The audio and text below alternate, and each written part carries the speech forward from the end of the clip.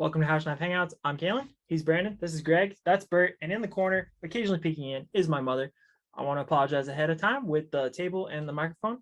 I'm actually physically present, and we have guests today, so we're going to test some things out. This might be a two-parter. We'll see how the conversation goes because everybody seems to be long-winded around here. Anywho, I want to start off with Greg and Bert are dear friends, and they are from California, and they were here a couple Christmases ago, and they got to experience Montana and ranching in Montana in the wintertime. And then they're here now. Cold. Yes. Now they're here in May. We're about to do branding today. We prepped a lot of things, and we got a bunch of stuff ready to go. And then we're going to actually finalize gathering all the cows, the calves, and start the branding process with a ginormous crew. One person per two calves. I'm not kidding you. And more of a party than work. That's exactly what's going to happen. But our rule, as always, will be drinking afterwards, not during. So I wanted to get their opinion, their input about their differences in experience from wintertime to summertime, and then what their preconceived connotations are of branding beforehand. And then probably tomorrow or the next day, we'll sit down in the same spot and talk to them about branding afterwards and get their experiences after that. So with that, I'll turn it over to Dad, as always, for some initial comments. Well, I like where we're headed with this.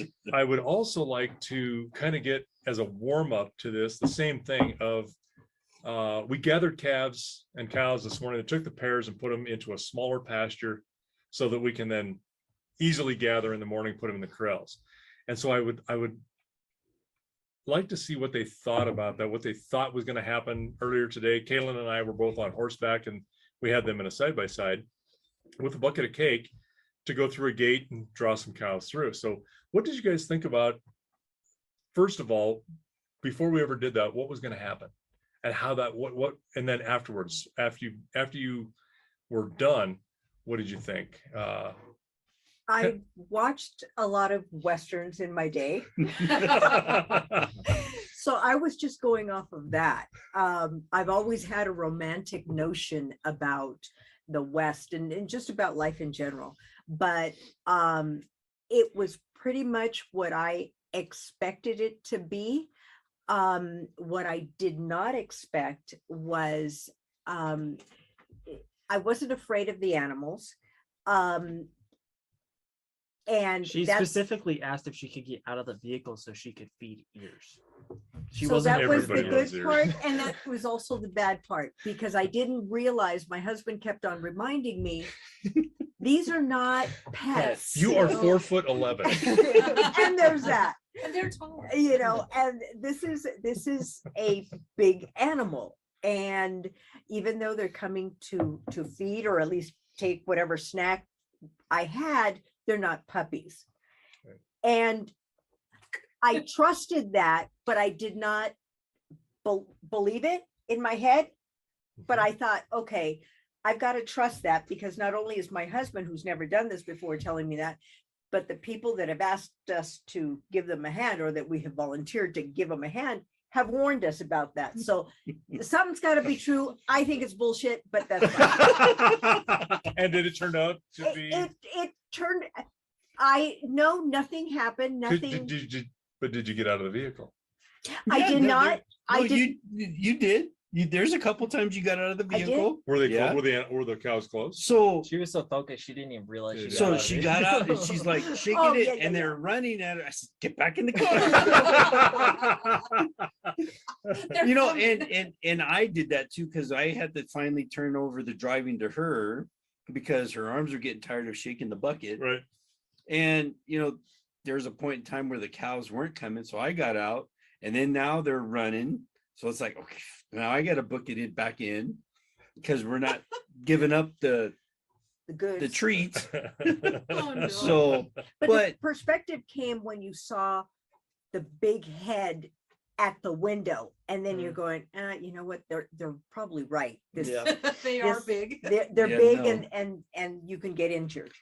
So, but yeah, it was a blast. It was so much fun. That's what I get excited for tomorrow, is seeing what you guys do with because now we have to sort. We were talking about that earlier today. You guys helped us erect the dividing gate that we're gonna take the different herds that are going to different pastures, and when the calf comes out, they'll go to their appropriate mamas, which will be on one side of the fence or the other.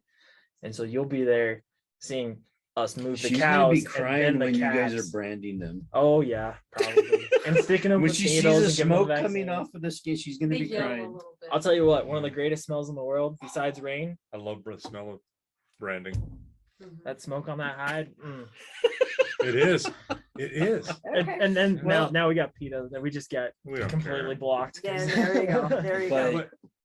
But you know, I mean, for me, I mean, it was, you know, you gave us instructions on what to do, and I was just looking forward just to help you. Mhm. And never doing this before, but just seeing how things are done and logically thinking about how animals react to certain things and people or objects, the side by side. Mhm.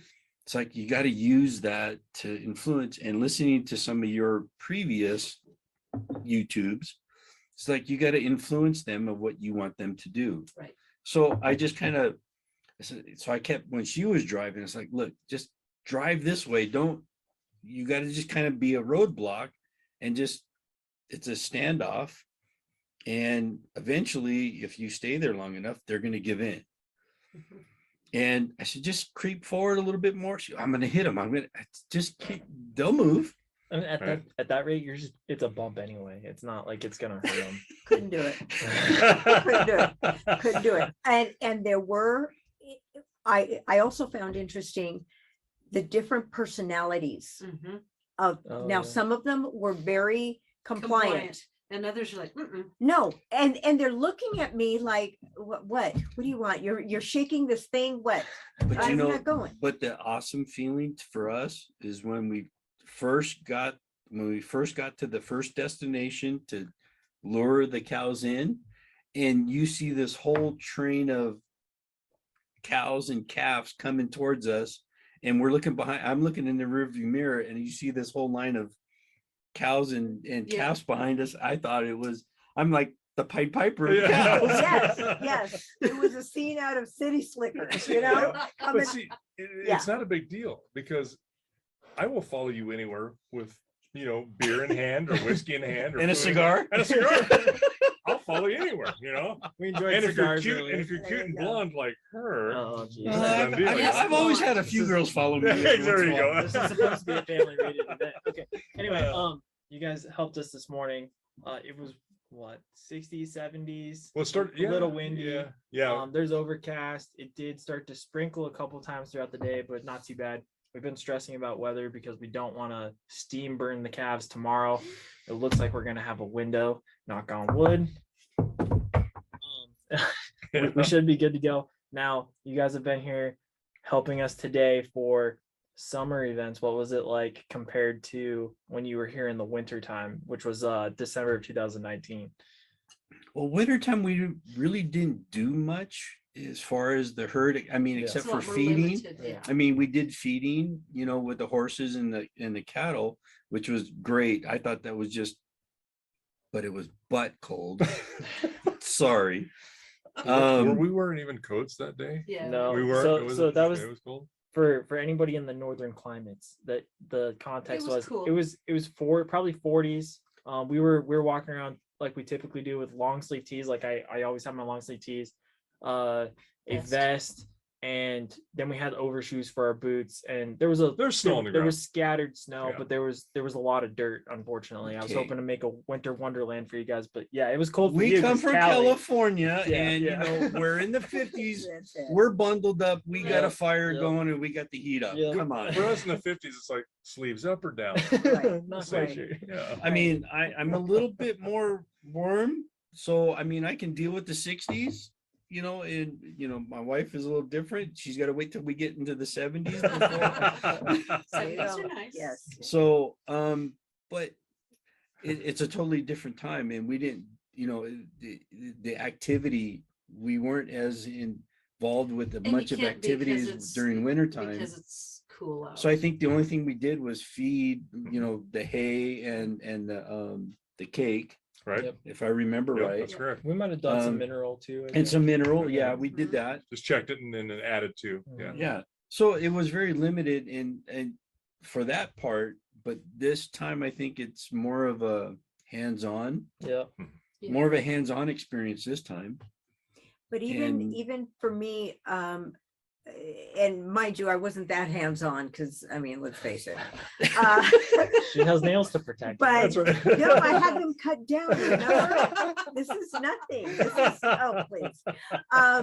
She'll But participate. We had, well, with the repair of the water That's the today. water Right. today. Yeah. Oh, geez. So that was a lot of heavy lifting today. Yeah. That you she guys couldn't did. that she couldn't I could participate. participate in. So, But I was there watching it. I was with them. But I thought that despite the weather in December and the work that had to be done today, there is an atmosphere here of tranquility. And Mhm. I'm sure it's stressful. Animals need water. Mhm. You've got a leak and all of that, but there's still the overall tranquility that is here, coming from where we are. The rat race that we the- are in. that and the chaos and everything else Excuse me. there that lends itself to I'm not wearing a watch and I always wear my watch. that's nice. Yeah. My phone for the most part I kept it in here, but when I took it out was just to take pictures. It's a totally different, and like I mentioned to you in December, for me that was the first time that a vacation was really a disconnect for me. And the same here, even though this was hard work for you all and the little that I participated in, it's just a rejuvenation and it's a pleasure to do it and to be here. That's good. I If you mean, want- it's gratifying. Yes. It's gratifying to get back Oh, to yeah. the roots of Kind of the basics. of life. Of life. Well, and that's the thing. I know Dad and I have talked about. My history degree comes out of the United States was founded on the yeoman farmer, Mhm. where everybody was a farmer of some sort or another. Right. You had a large garden and you produced mostly for yourself, and whatever excess you have, you then sold Trade or it. sold. Yeah, you sold it at the market. And we had a guest earlier this year, is Moses Woodson Yeah. from Arizona. He's a homesteader. And we talked to him and he had 20 acres, he said? Yeah, 20 acres. He was looking to expand a little more. Yeah, too. and we asked him, we said, we've been very open about it. We've got about 700 acres to the ranch, and we lease 3 sections, which is 640 acres a section. So almost 2,000 acres in lease. So we're looking at nearly triple what we own in the ranch. We also lease, and we provide consumer items to people through the markets and everything that we've had discussions about. But Moses, I asked him this exact question. I said, where is it for you that you determine that you're no longer a homesteader and you're therefore a rancher? And he goes, when you stop producing for you with the small amount of excess going to somebody like the yeoman farmer of the wonder years, right? That's when you become a rancher, because you're now mass producing. And so I thought that's kind of an interesting thing that you provided, because it is kind of the foundation of our nation, Right. where more people are not just sitting in their house or their condominiums and going to work and coming back, but they came to their small parcel, whether it's 5 acres, 10 acres, 20 acres, producing what they do. Every single person. There was at one point nearly 80% of the United States population did that. And then we've slowly urbanized over Right. time. I mean, yeah, Yeah. growing up as a kid, I mean, my dad grew everything. And, we had tomatoes, we had apples, we had string beans, we had zucchini. He in all different areas of the house, around the backyard, the front, the side yard, he had different. And I remember all that. So we grew a lot of that stuff. And especially in California, we've lost a lot of that. Mhm. Um, But I And- also think there's a movement to bring it And back. there's a big movement to It move that seems back. like there- And There you, is- you there- shared some stuff with me too. That Yeah. that farm to table stuff. That farm to table thing is a big thing now in a Yes. lot of places, you know, in the metropolitan, because everything is so commercialized Right. now. And And people are disconnected to their food sources. right, Yes. you know, and so now they want pure food. They don't want these preservatives, and they don't want these additives. Right.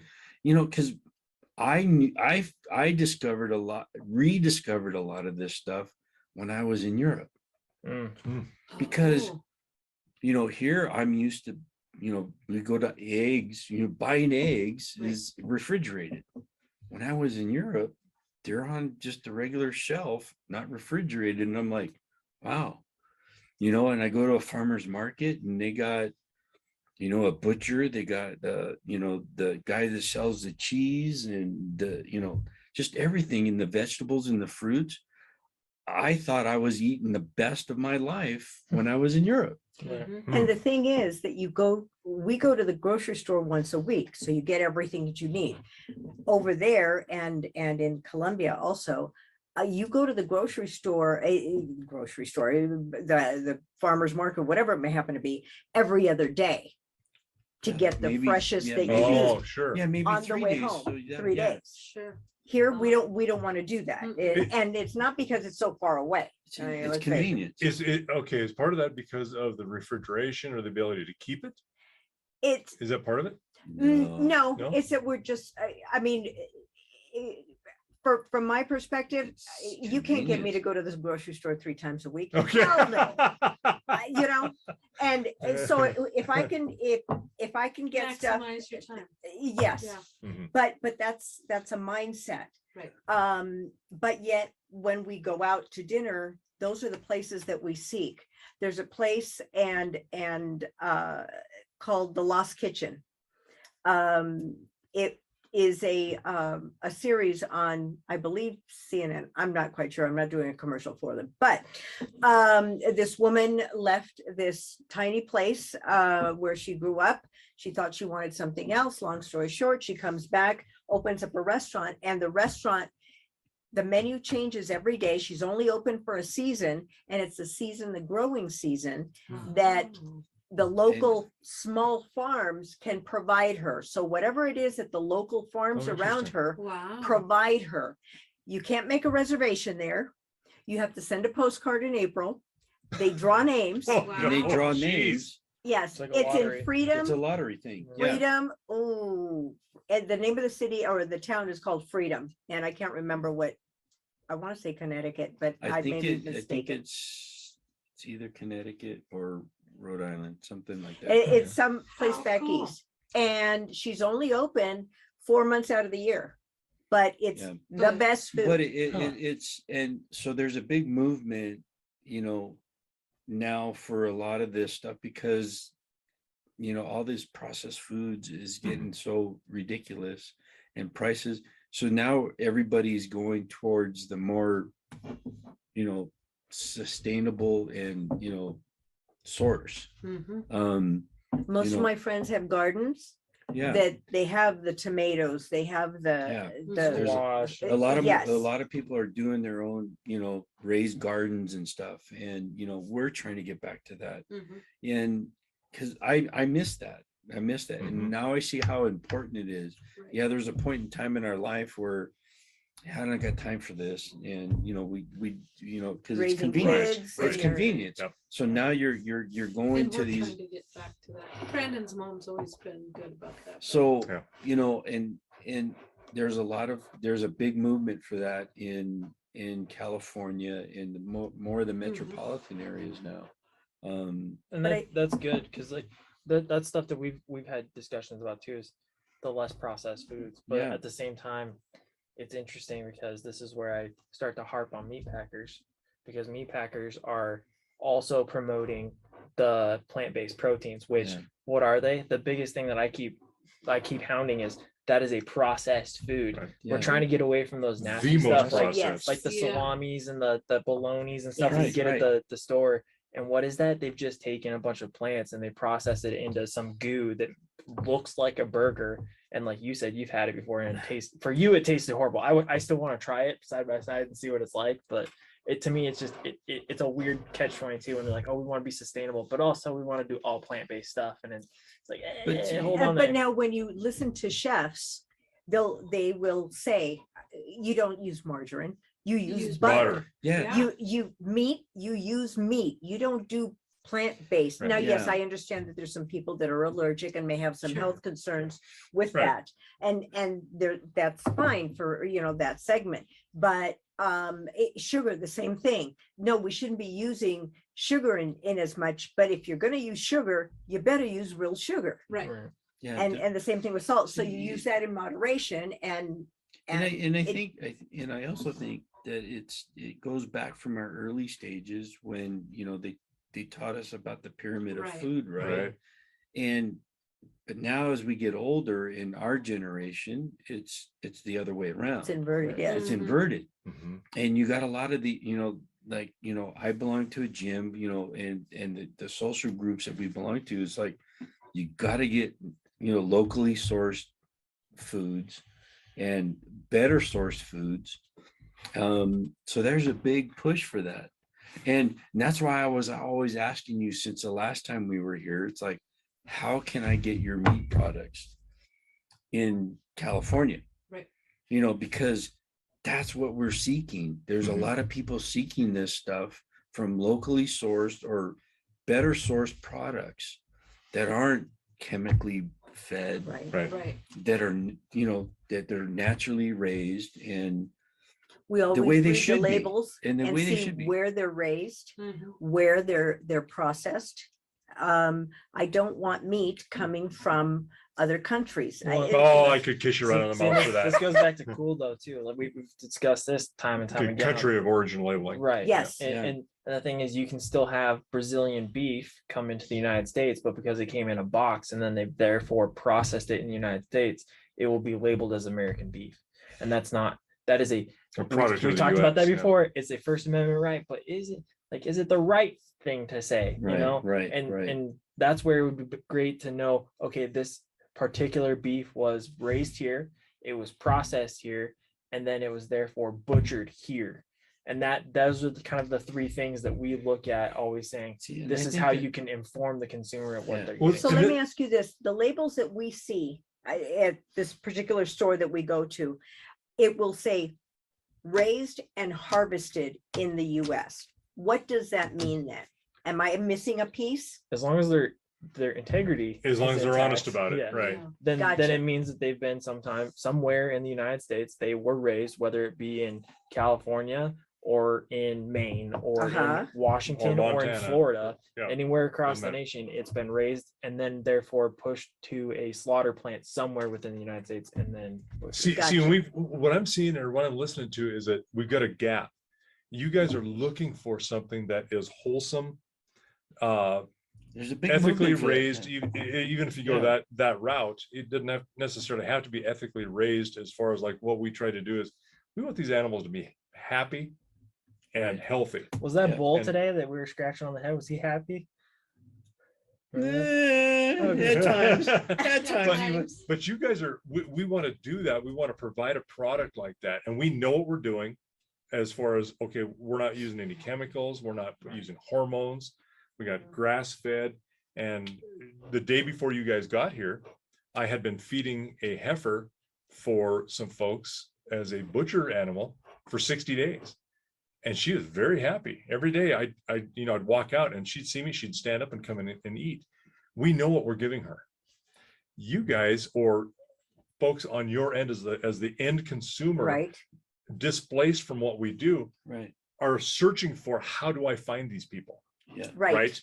And so Yes. there's a real disconnect, because there's also people in the center that are going, okay, I'm going to just kind of fish this one out of the pond and I'm going to tell them it's this, and it isn't necessarily true. There's a lot of that goes on. And I don't know really the solution to that, and except that doing the things we're trying to do with educating people like we are, Yeah. and explaining, what does this mean? For us, it's we're a small place. We've only got, we're looking at our max capacity is 100 pairs, 100 cows and 100 calves, and the bulls to support. that's very small. It's 2.5 times the national average, Right. but it's still small. Right. So there are a lot of us out there like us at the same time. Well, They're doing the same And, things. and not only and- that, but there's things like people look at our acreage and they go, you have such a large place. Right. But they think in terms of the East Coast, where the East Coast, Much Right. more productive. yes, this production, the land on that, the Or equivalent, California. yes, the equivalent in land and acreage in those regions can produce double to triple what we can here Right. because simply the grass. You've seen how sparse it was when on the pasture Right, that we right. took them from, and then to the pasture we took them Transfer to. to, yeah. It's still very sparse, and so trying to get people to understand that. And then we had this conversation last night while we were driving. That one of the worst things that's happened is the TV show Yellowstone. People think we're extravagant, rich ranchers that are out there gun toting. Well, we might be gun toting, No. but other than that, like, All it would take is a lottery win. yeah. Yeah, there you go. But you- the A large problem one, is it very creates large. it creates those ideas of, you know, we're large, we're wealthy with the acreage and the wealth, where it's just not true. And that's where Yeah. that's the uphill battle that we're constantly fighting. Well, you know, and like for me, and since I'm a fisherman, Mhm. you know, I like to fish and I love fresh fish. And I don't think anybody doesn't, you know, everybody but when you see farmed raised, but people Kind of hurts the don't, inside, doesn't it? but people don't understand what farmed raised is. You know, it's fish, right? Right. Right.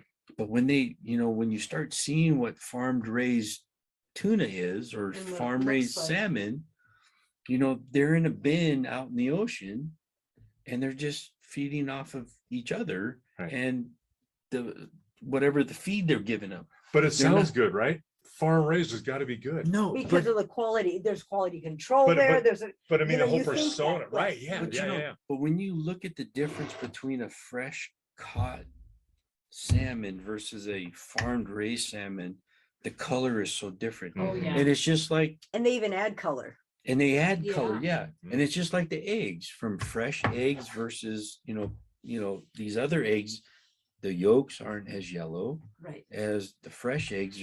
They're so orange, it's Right. ridiculous. Yeah. So and that's the thing for me. It's like, so when we look at fish, I won't buy farmed raised. Now my wife loves tilapia, but tilapia is all farmed raised. Yeah, I can't Really? find fresh tilapia. You I knew can't- that. But Yeah. fresh yeah. wild tilapia tilapia. is a bottom feeder Right. to begin with. He won't let me buy it. And now when you buy farmed raised, they're only feeding off of each other's waste. Yeah. Right. And people don't know that. Yeah. They don't advertise that. Right. And it bothers me that people won't educate themselves. Well, sometimes I think the not educating yourself, or if I don't know, it won't hurt me. Right? I mean, Right. there's that kind of like, maybe I don't want to know, Yes. so I'll just do You it don't want to know anyway, how the and- sausage is made. Right, yes, Yeah. exactly right. That's I don't exactly wanna right. You know, nobody wants to know how the sausage is made. Nope. So yeah, you've got those stick your head in the sand Yeah. type Yeah. of attitude, or maybe it's just self-preservation, because maybe when you do know, you're not going to buy it again, you're not going to eat it again. Yeah. So I mean, there is some of that. I mean, we're talking about longevity, life longevity, health, that all of those factors. And how do you sustain that, or at least have an opportunity to have that, is what you put in your body, the fuel you put in your Mhm. body. And to your point, the way you raise your cattle and such, that leak that you had at that At the spring, yeah. at the spring was for me to fill up a water bottle with water, Natural that spring water. natural spring water that these That we feed our animals- cattle. it was amazing to me. And this is free, it's here, and yet I will pay $3.50 for a bottle of Evian, or whatever. And it's here, we have it. Yes, we have to get it to us and that kind of thing, but we also get it through the product that's being sustained by this Mhm. food, by this water. Mhm. And we just have to be more, I think, demand more as far as information, labeling, origin.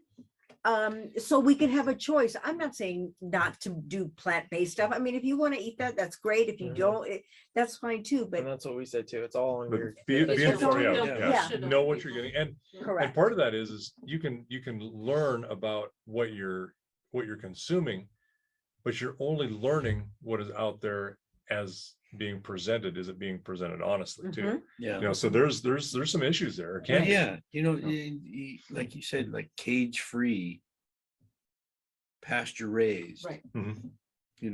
so that's a misconception, Right. of, people think the cage free is like, okay, these guys, these kids, they're rented, the chickens are everywhere. rented, but they're not. right. They got a bigger space, Mhm. but the pasture raised ones, so like the gym that I belong to, they promote that. So, they've linked up with a local farm to supply dairy and eggs and Oh. cheese and broth that are, for their customers to buy. So there's a movement with people that are in those stages, but then there's people that aren't, Right. so Large number. We of were them. we were Yeah. exposed, well, during COVID, you're looking for places that deliver food and stuff, or groceries. And we found this farm up north that delivers fresh vegetables. Tally Farm, Tally Farm. that's the one I was telling you Amazing about. food. Amazing. But we would get a box that had all sorts of vegetables, and It was even different every week. different every week, fresh, with dirt still on it, and some recipes. You weren't buying that by the pound with all that dirt on it, were you? No, by the box. Okay, all right. But they also had recipes, because we would get vegetables that we'd never. Oh, I was nice. telling Lisa, yellow beets. Remember the Never. yellow beets? Yes, they're yummy. Yellow beets. We got an order of yellow beets one time from Tally Farms, and they came with the recipe to roast them. That's Delish. that's great marketing. It's It not just the is. marketing, but it's also providing people how to alternative use of them. what. Yeah. Yeah, yes. Yeah. And Absolutely there's great. another one. There's another place now that's coming up with imperfect foods. Yes. So Oh. these Like rejects, kind of. like the rejects, like the different stuff that don't grow right, Right. Yes. like the carrot that's crooked, or Yeah. that's got two Two sides. Yeah. Yeah. or the bell peppers that got outgrowths, so they're selling this stuff, imperfect foods. Awesome. They're still good marketing. foods. Yeah.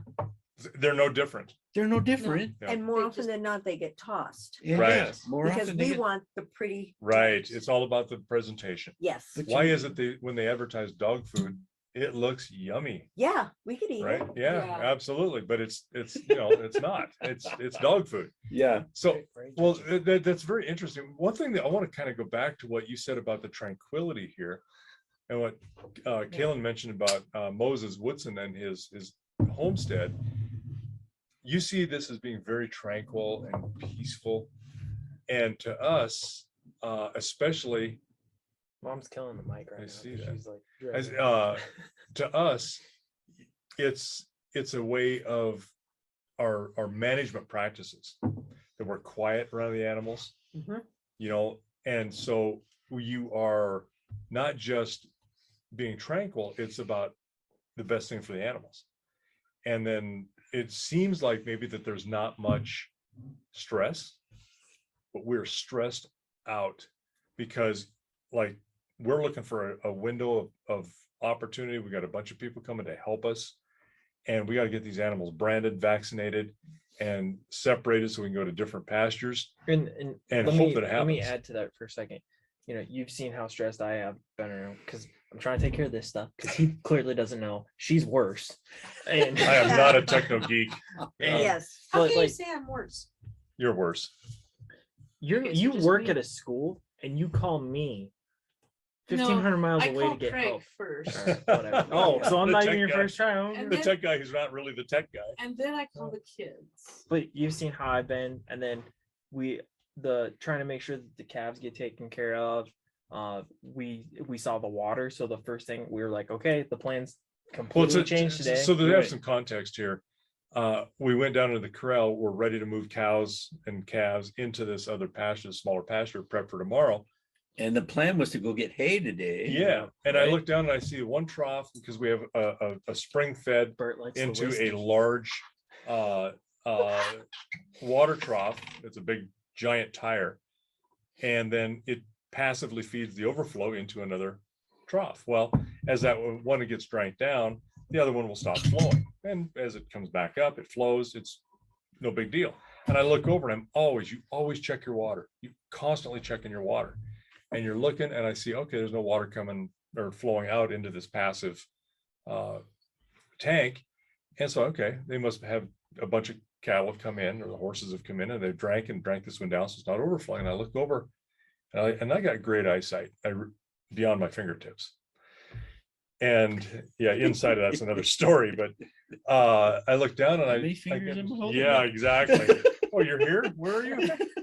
And I look down and I don't see any water coming out of this pipe that should never have water not flowing. And I like, and 100 years it's flowed. it's over 100 years it's flowed water. And I'm like, Wow. and I'm looking again, and I'm like, oh crap. And so then I start looking at the ground up, and I see a little deal of water. And like, okay, priorities just changed, because water is the lifeblood of everything. As you mentioned earlier, right? That spring water means life, and it means sustenance for us. And so, okay, we will go ahead and move these cows. We'll get them in there because they're going to come to water anyway, and they're going to need water, and we need to have that water for them. So I did a backup, went and I hooked up a hose to a hydrant, started filling the tank, and we went and grabbed cattle, moved them, and then the priority changed to, now we got to fix this problem. And that's one thing. That's stress. Now we're But talking I about think it's controlled. It's controlled. What do you It's just mean? like I find it similar to raising children. You can't be yelling at them. You can't be going nuts, although we have our moments, Hmm. I Mom. mean, you could, but would it be effective? Well, sometimes. No, because it's sometimes when all Talk to my else brother. but you end up revving them up. right. Mhm. And when children are like that, I mean, there's nothing you can do about it. You just gotta, right? you Then gotta, you just have to roll. yeah, you just gotta roll with But it. it's an attitude, I think, that the tranquility that at least I experience here, and I know this is a weekend. I haven't, I don't live here. I could see myself being here for a few months, and the only reason it would be a few months is because that damn cold that you people have. I can't do it. But other than You that, Colombians can't live where Scandinavians live. we can't. But But we were sweating to death at 60 degrees here yes, we today. were. so- Yes, Yeah, we were. yeah. It was beaten Yeah. down.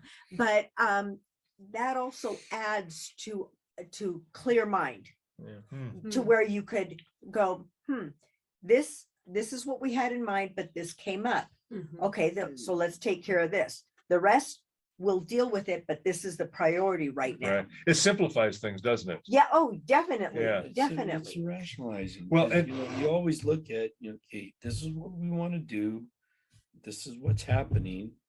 This happened. Now you got to make a left turn. Right. Right. Mhm. Yeah. Right. And you got to deal with it. But you don't go nuts and bring everybody else into your vortex, Right. because the animals are going to Freak out. feel it. Mhm. They're going to freak out. The people around you are going to freak out. We rolled with it because let's see what they want us to do. Right. But we didn't want to add to it. And because of your demeanor, I'm trying to break a 4-inch thick piece of Oh, man. concrete with a sledgehammer. we knew right. it was going to be okay. but like, to add to the point of the stress that's going on right now, Uh-huh. is I told you kind of the computer stuff.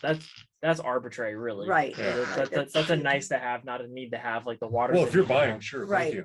I mean, you guys should try this. I know you've had. Okay. Oh, that's computer. good. Anyway, whatever. Thank you. Brought to you by no. Yes. That's nice. But the stress of today, you Try saw we're this. trying to figure out who's Right. gonna go do what, because we have Yes. so many people. This Right. is, and we were talking about that. If we were to wrangle versus use a chute like we're going to, this would be a perfect crew to do that with because of the sheer numbers. Okay. There's not enough people with that experience. We can't afford Right. to do that. And If you we want to get did, people hurt. yeah, if we did, we'd all, by all means, let's go for it. But we're gonna go with the shoot tomorrow, and we'll get to branding here in a little bit. But we're talking about that. Talking about, okay, we got to move the cows. We got to get everything all set up. We got to get the preparations made for this. Okay, now we got to throw weather on top of it because, like Dad said, this is the one time of the year where we pray for the one day where it just It's doesn't not gonna rain, rain. for all of like 4 hours. Then it can rain all the day. Yeah. Right. But Now- now- there's different levels of stress. Right, but now here's the other thing. That's a very short-term thing. What are you thinking about in December There right you go. now? Right now, Yep, right now. What are you thinking about in December and January of 2022 and January 2023? yeah, nothing. Okay, I When mean, I- Christmas, possibly putting in my retirement papers. okay. And So big events, but it's But not, not- it's not no. life-changing by No. means of like No. survival, right? No. When we drove down that alley today, the first thing I looked over at was the haystack. Mhm. We have about 6 square bales left. We have a string of round bales, and I'm thinking, how are we going to get hay this year for those animals to get through the winter? Where are we going to Because get it at? How much is it going to cost? we have a drought. Yeah. We had a bad one last year, and we're about to go back. Are we into going to be another able one. to keep the animals Right. we've got? How Gotcha. many are we going to have to liquidate? We're in the I mean- end of May, about to look at June in a week, and we're thinking 6 to 7 months out. Yeah, And a year out. yeah. Really. But see, and yet, but you guys, this is your life, and that's what you guys have to do. Mhm. And that, And the fact that you're organized. and helps that's it. what, and that amazes me. Yes. I mean, because I know if I were, especially if I were in this with my mind, yeah, I would be out there too. Yeah. But since we're, we don't have those kind of things that we have to plan that far in advance. Right. I mean, the only thing that we're thinking about to plan that far in advance, where we're going to vacation next Right. year, Right. But so this brings us back, this kind of grounds us and thinks back to a What's lot- im- what's important. what's important, Yes. what's important. Life and death, water, Yeah, right. food. Right. Yeah. So, Mhm. and this is a great opportunity for us to get grounded. And we're so grateful for the opportunity from you guys to learn that and just be part of that. It's a great reminder to us Yeah, also, it's a that- reminder. the food that's on our table just didn't come from the grocery store. Well, and the effort that it takes to make a Oh, plate. yes. Yeah. Yeah. Yes. You don't necessarily, and you know what? Sometimes we lose sight of that. Oh yeah. Because it's there and we're like, okay, we provided this for ourselves. That's great. But you don't really think about how many hours, how Yeah. much thought, Right. how I mean- much things, Well, how many I mean, worry you, that you look at the video. We'll have a card in this one, but cankles.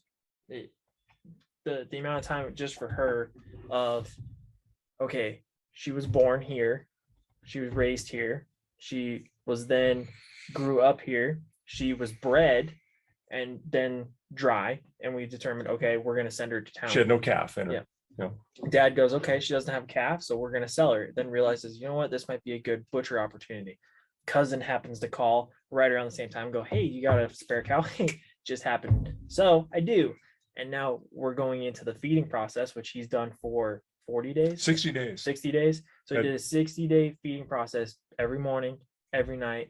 And then we spent 2 hours driving and making sure she got a brand inspection and a beef checkoff saying, hey, she was sold and here's our dollar to Promote other beef products. yeah, Mhm. the essentially NCBA, the National Cattlemen's Beef Association, and then sent over there, unloaded into another person's facility, and then the next day she was fed and slaughtered, which she's now hanging up today, ready to be butchered probably in about a week. Yeah, depending on, and this is the beauty part. You talk about quality. You want to deal with quality people. Thanks for joining us, folks, on this week's Hashknife Hangouts. As you can see, we didn't quite get to the branding expectations as much as we wanted. We actually talked more about the cattle industry and some of the overall world economic things, particularly in the United States. But until then, please come back for next week's episode of Branding Expectations Part 2. But As always, thanks until you're better paid.